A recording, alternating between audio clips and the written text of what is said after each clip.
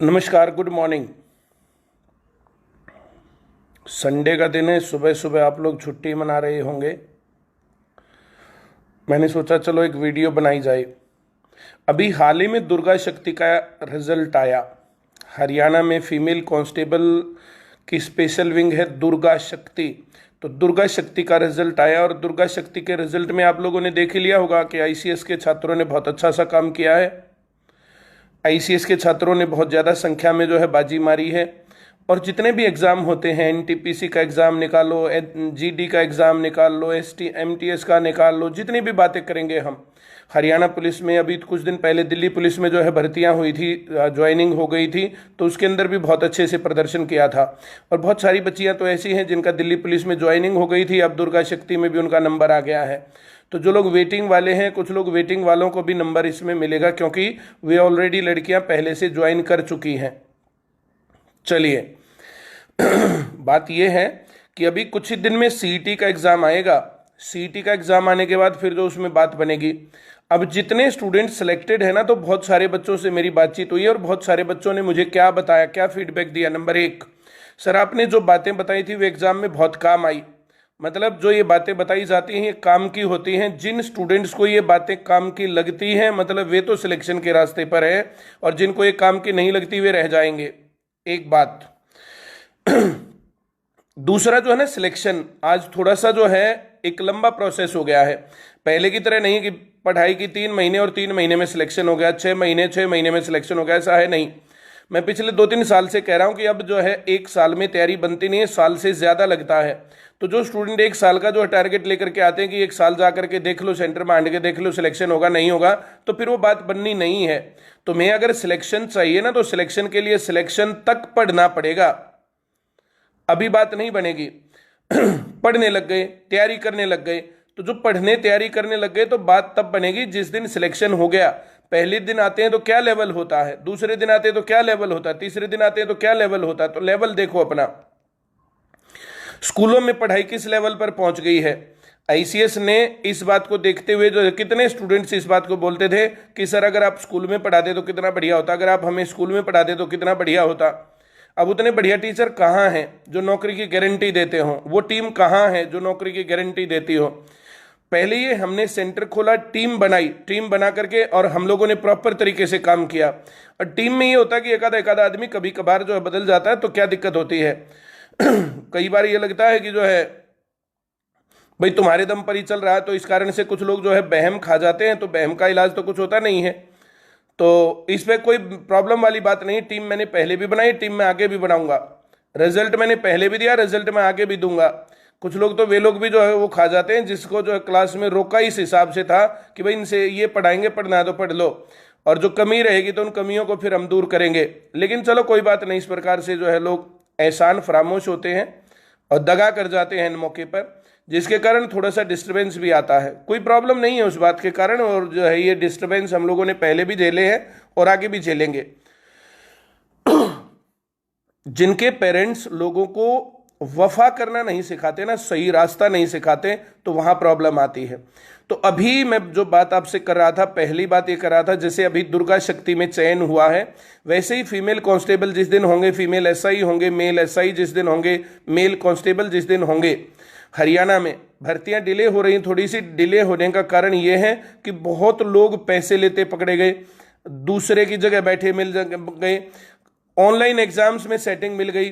लेकिन आप लोगों ने साथ दिया, हम लोगों ने लीड ली और इसका इलाज बना और फेयर सिलेक्शन दिख रहे हैं। विधानसभा में कानून बना है, हम पिछले साल की बात करें तो राजस्थान में भी कानून बना है, यूपी में भी कानून बना है, और इस प्रकार से नकल के खिलाफ सरकार का ध्यान है, फेयर सिलेक्शंस की तरफ सरकार का ध्यान है। और कई बार डेलीगेशंस मेरे से मिलने आ चुके हैं सरकार के भी। अब वो अप्लाई करेंगे नहीं करेंगे वो बाद की बात है। मैंने हर स्टेप पर तुम लोगों को सारी बातें बताई है। जो बातें क्लियर रहेंगी, जो बातें सबके सामने रहेंगी, उसमें दिक्कत है ही नहीं, कुछ भी जो गलत होने वाली बात है ही नहीं।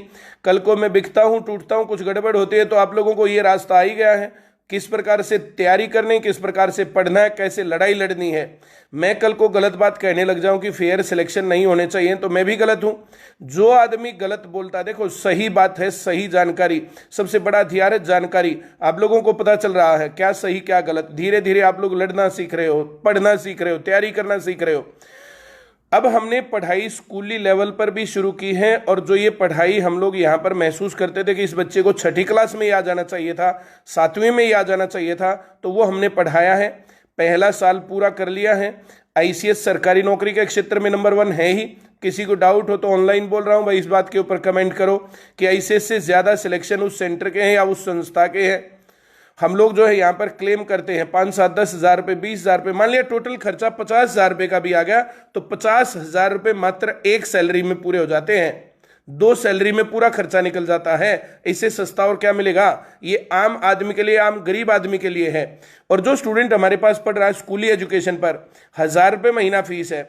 1000 रुपए महीना गुना 12 करें तो 12,000 रुपए, और 12,000 को अगर 8-9 साल भी हमारे पास पढ़ता, 8 साल तो 12 8 96, 1 लाख रुपए में सरकारी नौकरी तो हमारे पास 1 साल पढ़ के लग जाते हैं। तो जो हम 5-7 साल 8 साल पढ़ाएंगे बच्चों को, उनमें देखो किस प्रकार का लेवल आ जाएगा एजुकेशन का। बच्चे को इंजीनियर बनना है, बच्चे को डॉक्टर बनना है, बच्चे को टीचर बनना है, बच्चे को लॉयर बनना है, बच्चे को सीए बनना है, बच्चे को खेती करनी है, कुछ भी करना है, विदेश जाना है, आइल्स करना है, कुछ भी करना है, तो नॉलेज चाहिएगा। नॉलेज तब आता है जब नॉलेज लेने का तरीका आता है। तो हम नॉलेज नहीं देते, हम चीजें नहीं रटवाते, हम नॉलेज लेने का तरीका सिखाते हैं। और उसी तरीके पर पढ़ के बहुत सारे स्कूल में अच्छा रिजल्ट आने लग गया है। हमारे स्टूडेंट्स ने पहले ही साल में स्कूलों में जाकर के 1st position, 2nd, 3rd position, 4th position ली है। इस साल जो ये साल चालू हो गया है, इस साल मैंने हमेशा वादा किया, मैंने हमेशा अपना प्रोजेक्शन देखा, उसी के आधार से टीम तैयार की है और उसी के आधार पर रिजल्ट दिया है। अब की बार जिस जिस स्कूल के स्टूडेंट्स हमारे पास पढ़ रहे होंगे उस स्कूल में जाके टॉप करेंगे, चाहे जो भी हो।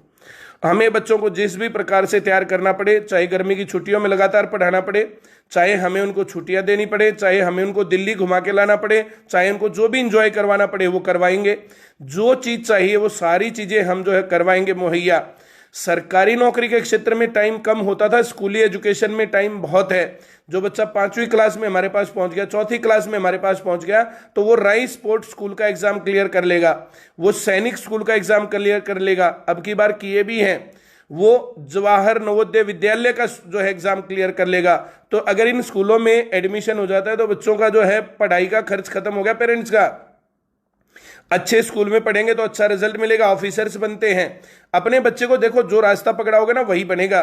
उसको खाना बनाना सिखाओगे तो बड़ा होकर रसोइया बनेगा। बच्चे को अगर ट्रैक्टर चलाना सिखाओगे तो बड़ा होकर के किसान बनेगा। मैं ये नहीं कह रहा कि खाना बनाना मत सिखाओ, उसको किसान मत बनाओ, उसको अपने परिवेश से मत जोड़ो, मैं ऐसा नहीं कह रहा।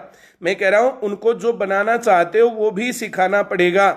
पढ़ा लिखा करके इंजीनियर बनाना चाहते हो तो उस लेवल पे पढ़ाओ, डॉक्टर बनाना चाहते हो तो उस लेवल पर पढ़ाओ, फुटबॉलर, क्रिकेटर, कोई स्पोर्ट्समैन बनाना, जो भी बनाना बनाइए, वो चीज सिखानी पड़ेगी।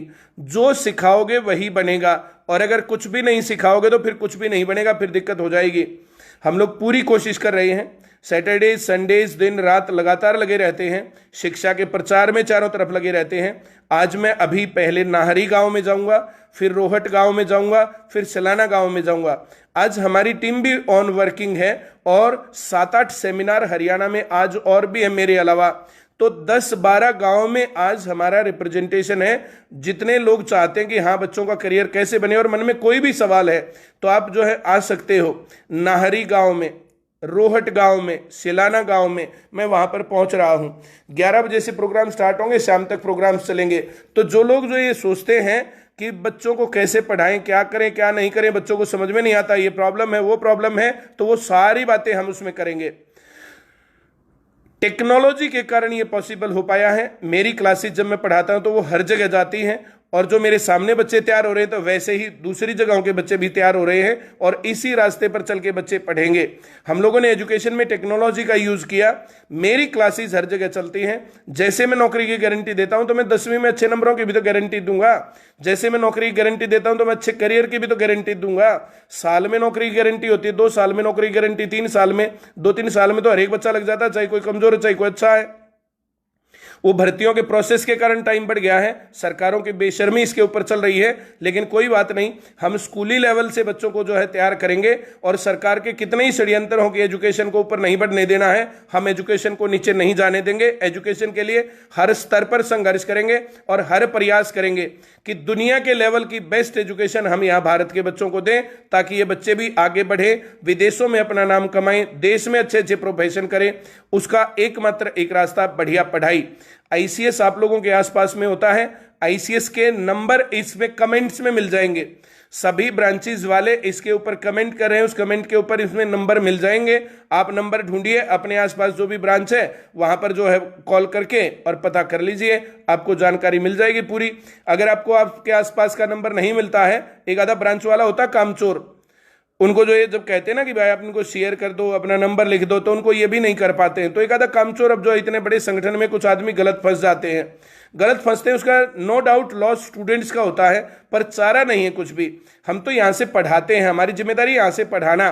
आप ब्रांचेस में जाकर के ब्रांचेस को चेक करते रहिए, वहां माहौल सही है कि नहीं है, ब्रांच सही चल रही है कि नहीं चल रही है। अपने बच्चे का काम सिर्फ फीस देने से मत निपटाओ, अपने बच्चे को पढ़ाने के साथ साथ वहां जाके संभालते भी रहिए। पीटीएम में आइए, पेरेंट्स जो है उनको जो जहां बच्चा पढ़ रहा है उनके साथ जानकारी में रहना चाहिए कि बच्चा का घर पे पढ़ने का मन लगता है कि नहीं लगता है, बच्चा खुश रहता है कि नहीं रहता है, बच्चा खेलने में इंटरेस्ट लेता है कि नहीं लेता है। कभी 24 घंटे मोबाइल में ही बच्चा घुसा रहे और फिर बात ना बने। चलिए, आज मैं इतनी ही बातें करूंगा, मैंने मैक्सिमम बातें इसमें बोल दी हैं, और सभी ब्रांच वालों से भी अपील करूंगा कि इनको ज्यादा से ज्यादा लोगों तक पहुंचा भी दें और सभी अपना नंबर भी इस पर लिख दें, ताकि पेरेंट्स आप लोगों से मिल सके, बातें कर सके। बहुत बहुत धन्यवाद सभी लोगों का। Thank you very much.